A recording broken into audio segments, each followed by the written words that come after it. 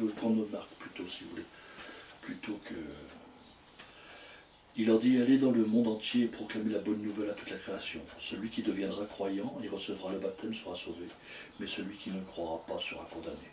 Et voici les signes qui accompagneront ceux qui seront croyants. Par mon nom, ils chasseront des démons, ils parleront de langues nouvelles, ils saisiront des serpents. S'ils boivent quelque breuvage mortel, quel qu'il soit, il ne leur fera aucun mal. Ils poseront les mains sur les malades, et ceux-ci seront guéris. Amen, Seigneur. Nous voulons confirmer cela, Seigneur. Ouais, c'est vrai, Seigneur, que tu as fait toutes choses merveilleuses, Seigneur. Alléluia, Seigneur.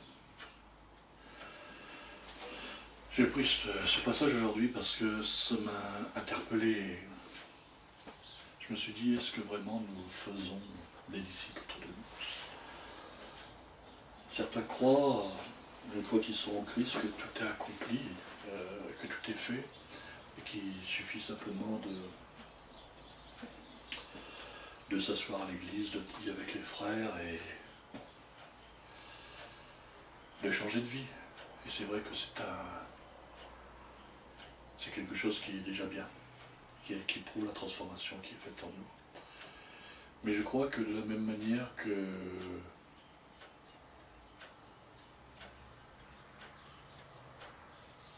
il faut faire encore d'autres choses. Me direz-vous, c'est quoi? C'est d'être témoin. Oui.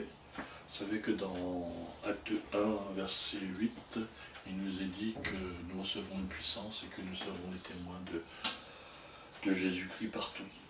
Donc à Jérusalem, dans la Judée et dans toute la Samarie. Or, si Jérusalem peut être considérée comme notre village, la Judée comme notre département, et peut-être la Samarie comme la France, je crois qu'il nous faut partout annoncer l'évangile. Je crois qu'on n'a pas le droit de conserver cette parole sans l'annoncer. Pourquoi, me direz-vous? Parce que d'autres personnes ont besoin de découvrir qui est Christ, ont besoin de découvrir vraiment qui est Dieu. Dans le monde, il y a beaucoup de croyances, il y a beaucoup de dieux différents. Mais il n'y a qu'un seul Dieu qui peut nous amener à la vie éternelle, et ce Dieu, il est en Jésus-Christ. Si nous ne le faisons pas, nous laissons les gens dans l'ignorance et nous les laissons aller à la perdition. Perdition dans le sens où on appellera ça l'enfer, comme la Bible le dit. Moi, je n'ai pas de prétention théologique, mais si Jésus lui-même en a parlé, je crois qu'on peut en parler nous-mêmes. Et dire que ceux qui ne sont pas sauvés, ceux qui ne sont pas à Christ, iront en enfer. Et nous, notre rôle est justement d'éviter que les personnes aillent en enfer. Et comment nous pourrons le faire? Et bien justement, en annonçant les messages de Jésus-Christ, en leur disant ce que Christ a été capable de faire dans nos vies, comment il les a transformés, et par cela même, comment il peut aussi les transformer.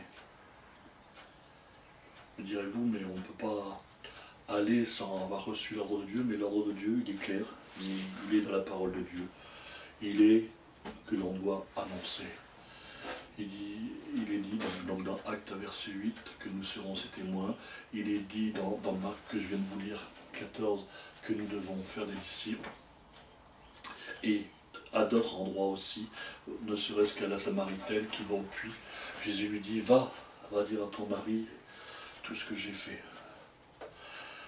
Comme de la même manière, quand il délivre un homme qui était possédé, cet homme voulait absolument le suivre, venir avec lui, il ne l'autorise pas, mais par contre il dit, va raconter à Décapole tout ce que Dieu a fait.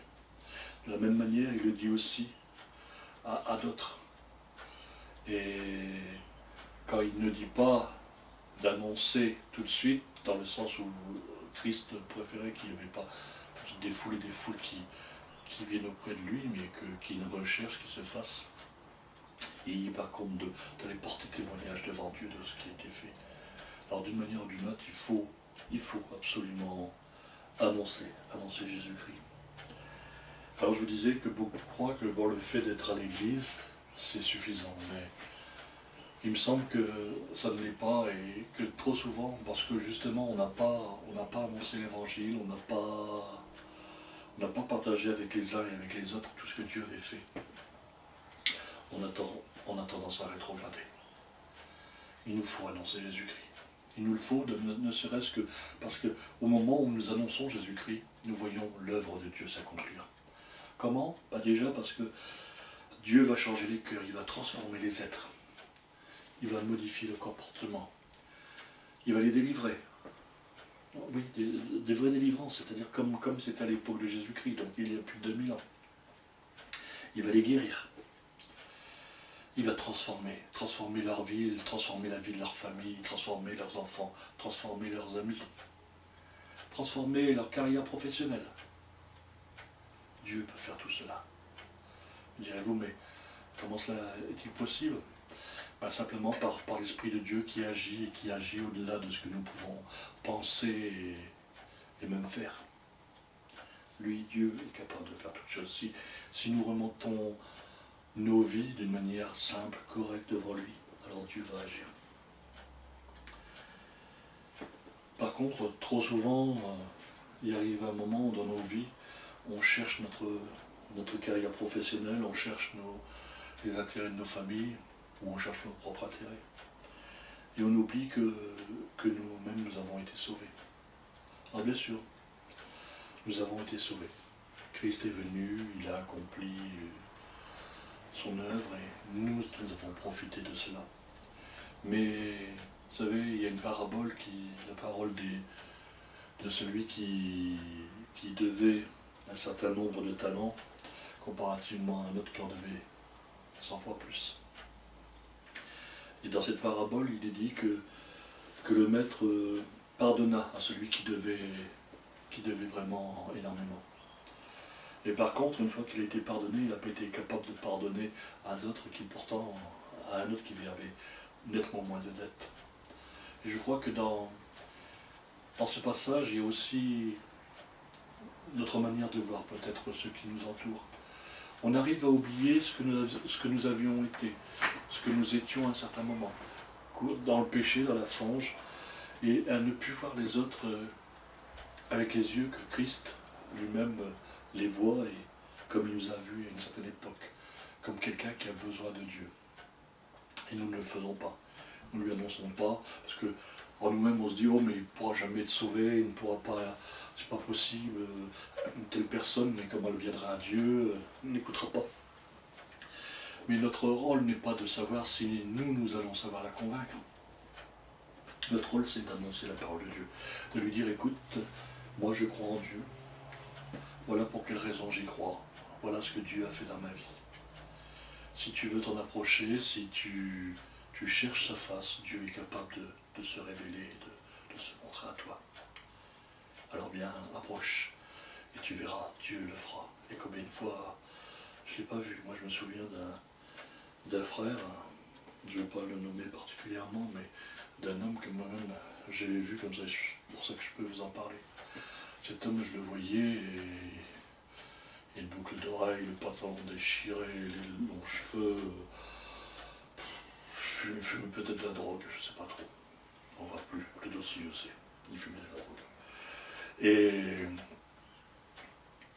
plusieurs fois j'avais eu dans le cœur de lui parler de Dieu, et je n'osais pas trop, mais une fois je lui ai quand même dit, bon écoute, si tu veux, tu veux bien chez moi, et on a commencé à discuter, et parler de la parole. Il était complètement hermétique, mais hermétique. Jusqu'au jour, il m'a même dit d'ailleurs, il m'a dit, écoute Bernard, si je viens chez toi et qu'à chaque fois c'est pour me parler de la parole, c'est même pas la peine, moi je ne viens plus. Alors je lui ai dit, bah écoute, tu fais comme tu veux. Je ne pouvais pas le forcer. Et finalement, donc, je ne l'ai pas vu pendant quelques jours, et un jour, je le revois arriver. Et il me dit, écoute, voilà, je suis embêté, il était avec son épouse, et ça n'allait plus. Il me dit, est-ce que tu peux me recevoir quelques jours chez moi, de manière à ce que je vois clair dans ma vie. Et franchement, il y a eu un sacré combat en moi. Je me suis dit, mais est-ce que je le prends, est-ce que je le prends pas? Et là, je me suis dit, bah Seigneur, j'ai pas fait grand-chose pour toi pendant des années, et si tu veux, bah écoute, donne-moi la force. Parce que franchement, je me sentais pas du tout la force d'accepter ce gars, je sais pas de dire où ça allait. Et Dieu a béni cela. Il l'a béni dans le sens où le soir même où cet homme était là, il a prié. Il a dit, Seigneur, je ne sais pas si tu existes, mais vraiment si tu existes, bah, prends-moi et tu peux même me tuer si tu veux, ça n'a pas d'importance, mais qu'il en soit selon ta volonté. Il s'est endormi et moi, dans la même nuit, vers 2 h du matin, le Seigneur m'avait réveillé et il m'avait dit, prie pour ce garçon. Et donc j'avais prié, j'avais prié courtement, mais j'avais prié. Et le fait est, c'est que la chose s'était réalisée. Et le lendemain matin, donc ça je vous parle de la nuit, le lendemain matin il a été travaillé parce que ce garçon est cuisinier, et il a été baptisé du Saint-Esprit. Baptisé du Saint-Esprit dans sa cuisine. Ouais. Alors, je peux vous dire qu'il y a des choses des fois qui se font. Un autre frère que j'ai connu aussi, là je l'ai connu à l'université, qui lui aussi me disait de ne pas croire. On a pu échanger, et à un certain moment, il ne voulait toujours pas croire. Et à un certain moment, il me parle de quelque chose, je me souviens très bien, de géants. Et ce jour-là, j'étais justement avec le premier frère qui était venu à Christ. Et je pense en moi-même, je dis, Seigneur, écoute, toi-même fais quelque chose pour qu'il puisse être, pour qu'il ait la crainte de ton nom et qu'il puisse venir à toi. Et ce jour-là, il me l'a raconté des années après seulement, il n'a jamais osé me le dire tout de suite. Il a vu comme un géant qui mesurait plus de 2,50 m. Et là, il a eu peur. Et je crois que Dieu a été capable d'envoyer un ange sur sa route, pour que cet homme puisse être convaincu et venir à Christ. Oh, ces gens ne sont pas des super saints, pas plus que moi d'ailleurs, mais une transformation s'est faite dans leur vie et ils appartiennent à Christ et en tout cas ils connaissent le vrai Dieu. De la même manière, pour moi c'était à peu près le même cas. Moi j'avais une vingtaine d'années, même pas, non j'avais 19 ans. Je venais d'avoir mon permis depuis quelques mois et bon, j'étais dans une période très creuse de ma vie. Et à un certain moment, j'avais tellement fait le saut que je ne trouvais plus de travail. Et je m'étais retrouvé à être démolisseur sur un chantier. Et comme j'avais de la haine dans le cœur, je cassais tout avec plaisir, ce qui fait que mon chef de chantier croyait que je faisais ça vraiment avec... coucou, j'étais un grand travailleur, un bon travailleur. Je ne sais plus lire ce qu'il y avait dans mon cœur. Et sur ce chantier, je me suis souvenu d'une parole qu'un frère m'avait dit quelques mois auparavant, quand j'étais à Dijon. Un gars que je ne connaissais pas d'ailleurs à l'époque, et qui m'avait dit, voilà, j'ai trouvé le Seigneur, je l'ai rencontré, et depuis que je l'ai rencontré, ben, ma fiancée ne me comprend plus, mon patron ne me comprend plus, plein de choses avaient changé, mais par contre, j'avais remarqué chez lui une gentillesse, et il m'avait même prêté son vélo. Et à l'époque, ça avait travaillé mon cœur, tout à fait. Oui, il y a des fois des petites choses de rien qui peuvent transformer les individus. Et de ce fait, bah, j'ai crié à Dieu, et Dieu a permis que je le rencontre. De manière tellement curieuse, parce que, en fait, comme je vous disais, j'avais de la haine dans le cœur, la haine, et j'en voulais à tout le monde. Et une parole est venue dans mon cœur et qui disait « Pardonne, pardonne ». Et moi, donc, j'ai dit, bah écoute, je ne sais même plus si j'ai dit Dieu ou Seigneur. J'ai dit, écoute, oui, je pardonne. Et au moment même où j'ai pardonné, c'est comme si des poids étaient tombés de mes épaules, si des écailles étaient tombées de mes yeux, même au niveau de mes oreilles, si j'entendais d'une nouvelle manière. Et je voyais toutes les choses nouvelles, je voyais les choses belles. Je voyais l'herbe sur ce chantier de démolition, je voyais les oiseaux, je voyais tout. Et je me souviens que j'avais tellement de paix à l'époque, que malgré le chantier de démolition, je pouvais m'approcher des oiseaux, j'aurais pu presque les prendre dans les mains. Les oiseaux